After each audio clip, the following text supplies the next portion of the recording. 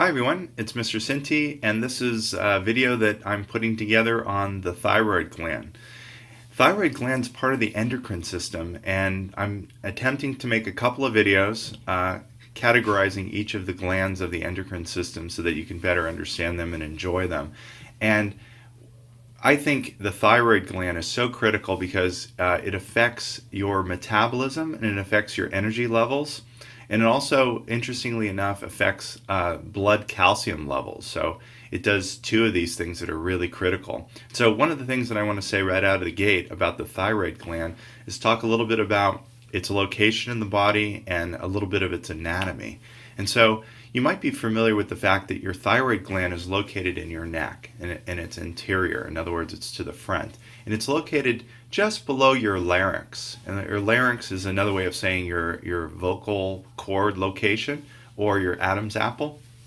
And so as it turns out, there's two lobes to the thyroid gland, and those are connected by a little bridge called an isthmus. And this is a really cool picture of what I'm trying to describe from Gray's Anatomy textbook, which is a classic. Here's a picture right here of the thyroid. This is the right thyroid and the left thyroid, and the isthmus is connecting those two lobes.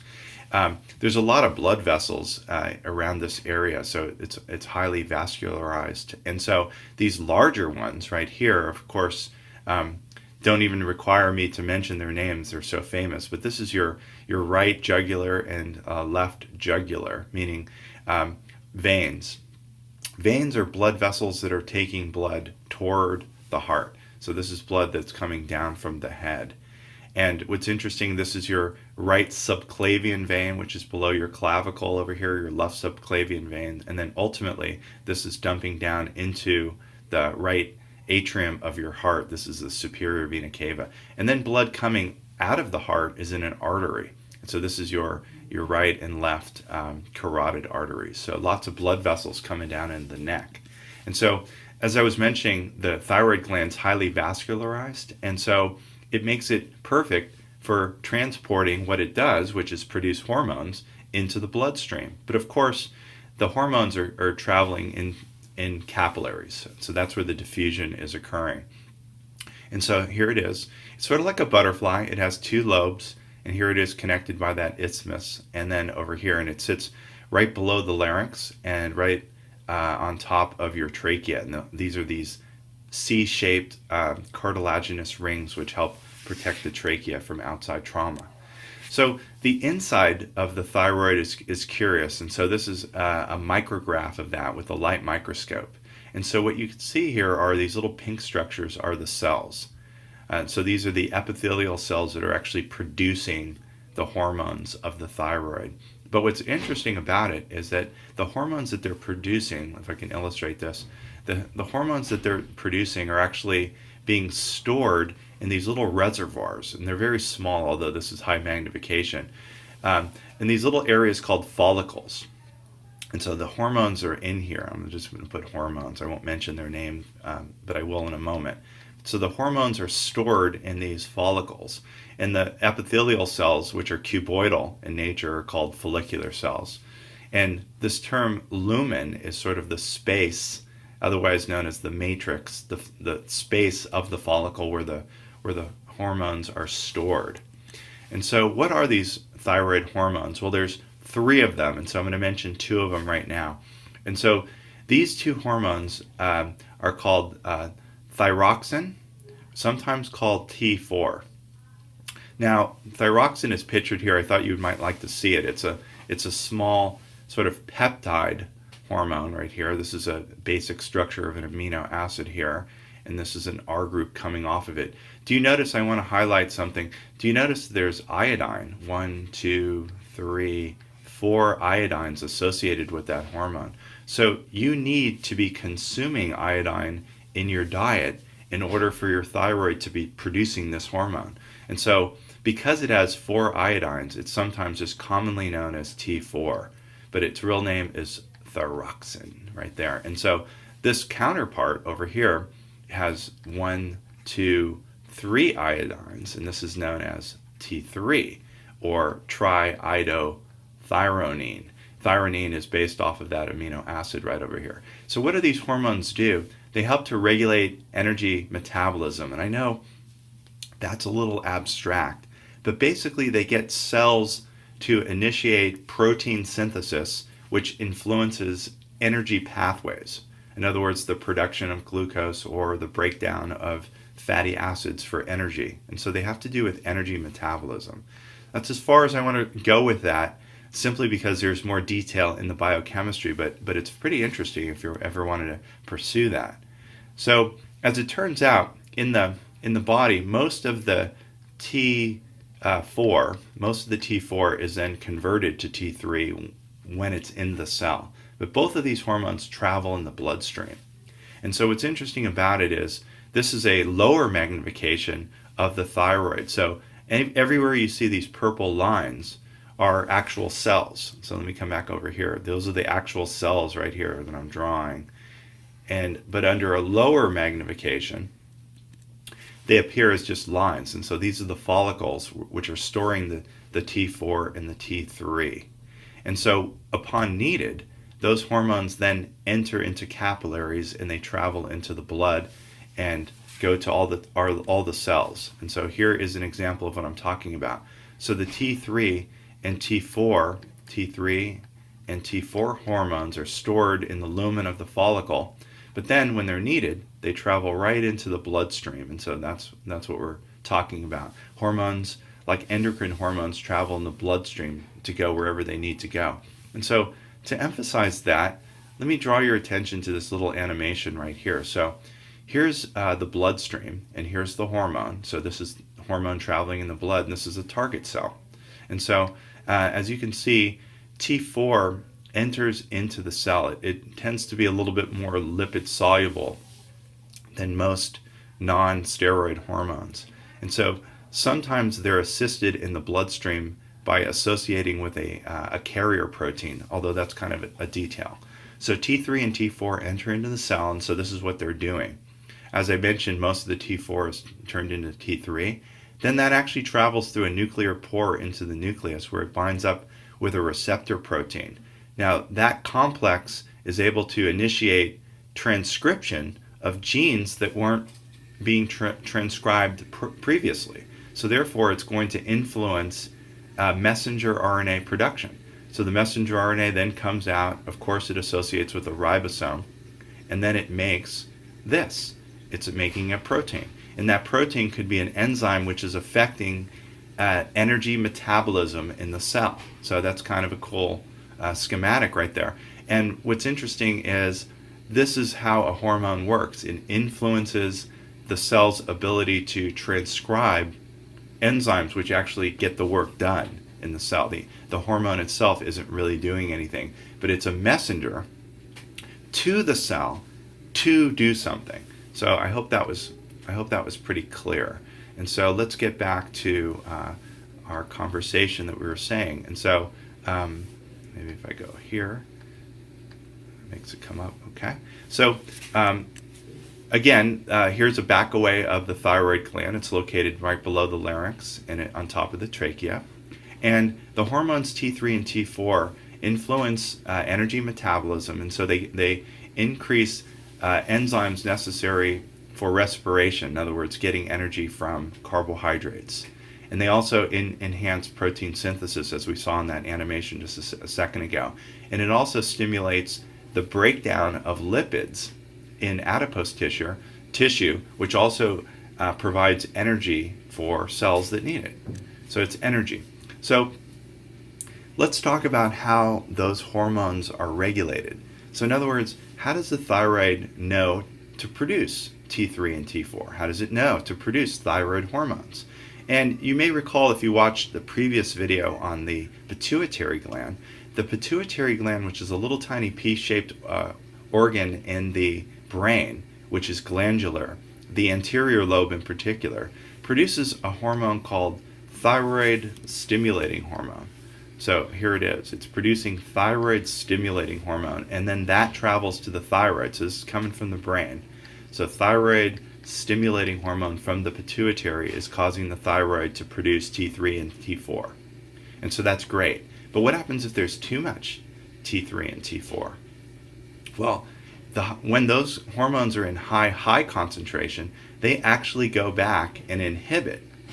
That's what the negative sign is. They inhibit the hypothalamus. Now, you're like, wait a minute, the hypothalamus? Well, this is a gland that's sitting superior to the pituitary gland. And if you recall this from a previous discussion, the hypothalamus actually influences the anterior pituitary gland ability to produce a hormone. And how it does it is that it produces releasing hormones. So ultimately, if you want more T3 and T4, the hypothalamus produces thyroid releasing hormone, TRH, which then causes the pituitary to produce TSH, which makes the thyroid produce T3 and T4.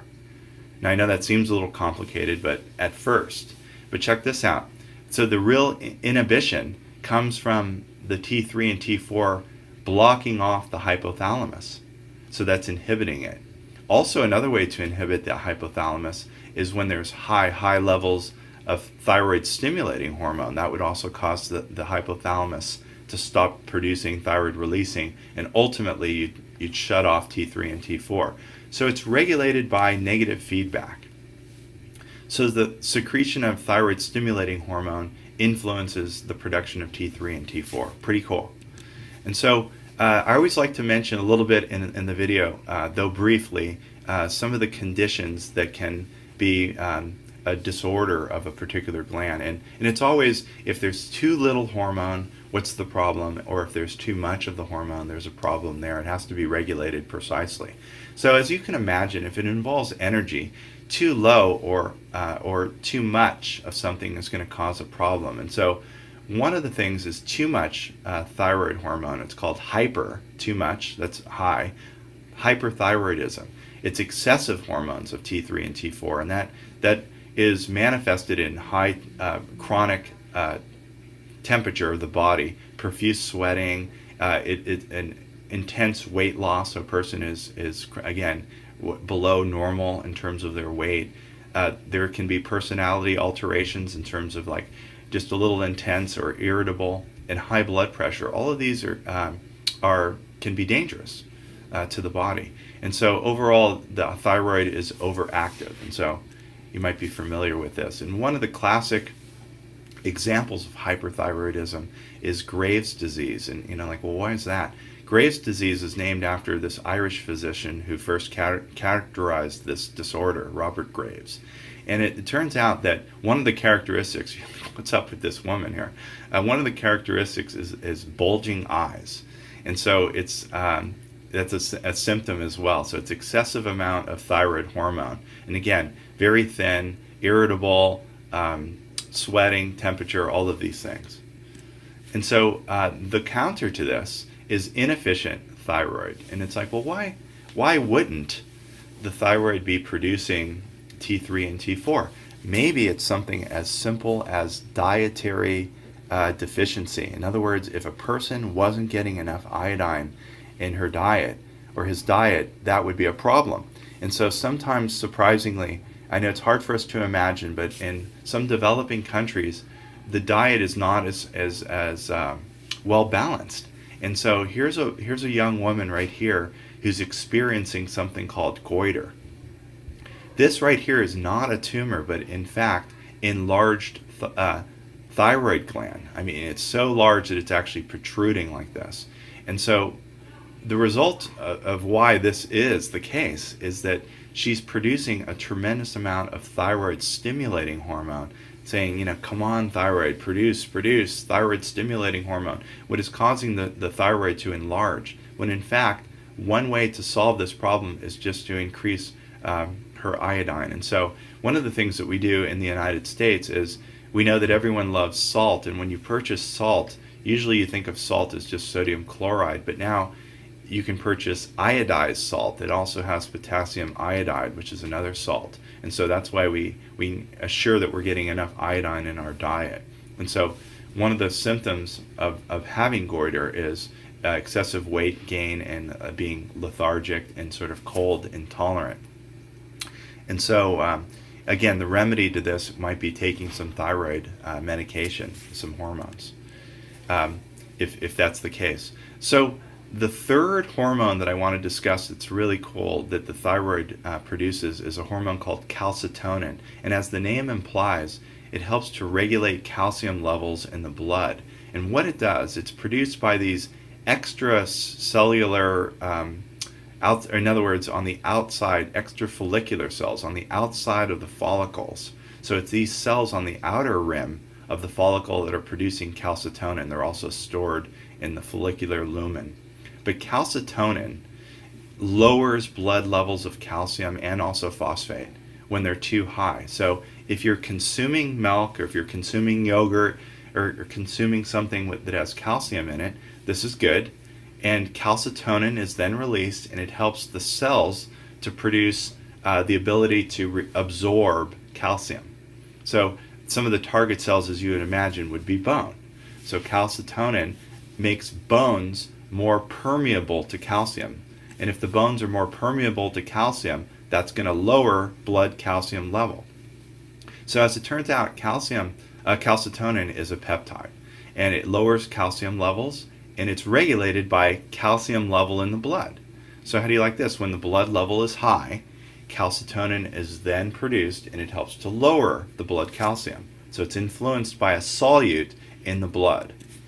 And so calcitonin, I found this image to be really cool because it shows calcium when it's being lowered. Calcitonin's lowering calcium, and where's it going? It's being stored into our bones in the matrix between the osteocytes, and it's also being stored in our teeth as well, and also a little bit in our muscles. If you recall, calcium is stored in the sarcoplasmic reticulum.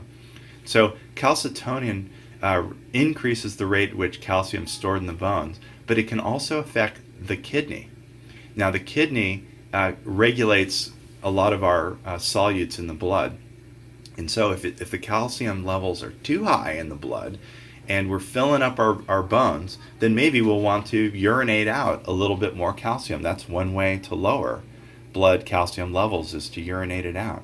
And it's regulated by negative feedback. In other words, when the blood level is low, then calcitonin is not produced. Okay, so just a little shout out why calcium is important. Well, we need it for our heart to contract and all of our muscles to contract, as you may know. And it's also very important for strong bones. So a proper diet in calcium will reduce the chances of getting porous bones when you're a little bit older, called osteoporosis. Now, studies show that if you have a high diet of calcium, it's going to reduce fractures in the future. And most studies have shown that most people aren't getting enough calcium, so you need to go out there and get it. And so hunt it out. I recommend yogurt. And so let's just talk a little bit about the back side of the thyroid. Now, this is the posterior side of the thyroid. So this is coming from your backside. There's 4 little glands called parathyroid glands, and they produce parathyroid hormone. And the reason I'm bringing this up is because parathyroid hormone is an antagonist to calcitonin. It does the opposite. They both regulate blood calcium levels, but as you recall, calcitonin lowers the blood calcium levels, and parathyroid hormone, or PTH, increases blood calcium levels. So it does the opposite. It takes blood out of your bone bank and puts it into the bloodstream. And so parathyroid hormone raises blood calcium levels, so I thought I'd mention it. And it does that by increasing blood calcium levels. And how does it do that? Well, there's these little cells called osteoclasts that can break down the matrix of the bone into calcium, and then that just is secreted into the bloodstream. It also helps the kidneys to reabsorb calcium, therefore maintaining the high level in the blood. And it also stimulates the kidney to convert vitamin D to its active form, and I'll mention that in a moment. So these two are antagonists, calcitonin and parathyroid hormone. So a little shout out on vitamin D. Vitamin D is needed by the body to actually absorb calcium. I'm not sure if you knew that. And so without enough vitamin D, you can't really absorb calcium properly. And so as it turns out that active vitamin D is really a hormone called calcitronol. It's a mouthful. So active vitamin D. And as it turns out that insufficient calcium absorption in the diet can be caused by lack of vitamin D. And so, as it turns out, that can weaken your bones if you don't have enough vitamin D. And so, since we've known this for a long time, um, manufacturers of milk, dairy farmers, have supplemented their milk with vitamin D to increase the human body's ability to absorb the calcium that's found in the milk. So it's sometimes simply called vitamin D milk. And then, how do you like this? The sun shining on our skin actually causes the production of vitamin D, which is kind of cool. But it's of concern for, like, what's the worst scenario? If you're an elderly woman who's living, like, for example, on the east coast of the United States in the wintertime, which is not getting a lot of sunlight, and if she's not eating enough of calcium, that can be a problem because she's not getting enough vitamin D. So you'd want to supplement that, for example.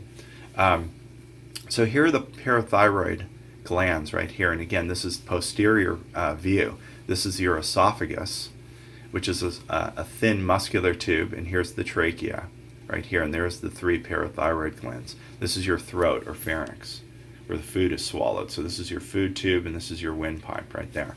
And so in summary, parathyroid hormone is causing an effect in calcium. So what it's doing is it's causing an increase in blood levels of calcium. And so it's drawing blood out of your bones.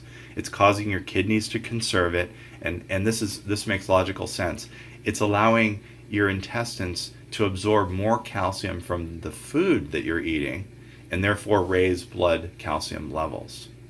And so when there's too much parathyroid hormone, that inhibits the production of more parathyroid hormone. That makes sense. And so, in conclusion, calcitonin and parathyroid hormone are antagonists. So in other words, let me review this.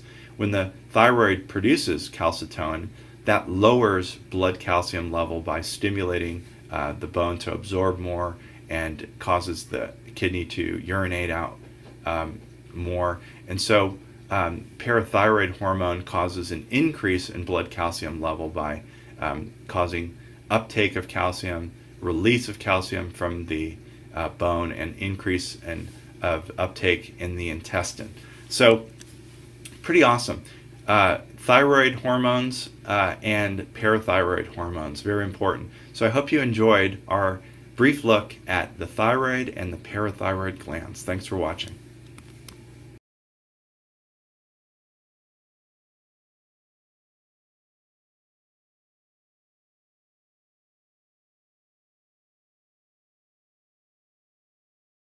If you have a problem with your thyroid gland, your doctor may recommend a thyroidectomy. Your thyroid gland is located over your larynx or voice box. It wraps around your trachea or windpipe.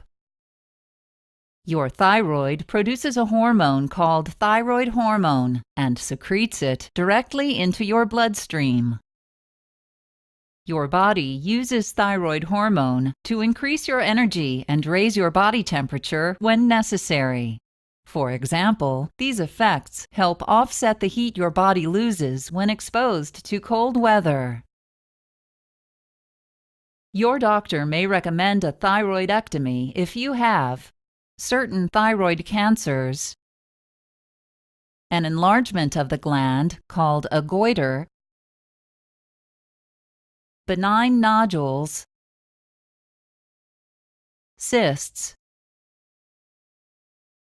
or an overactive thyroid.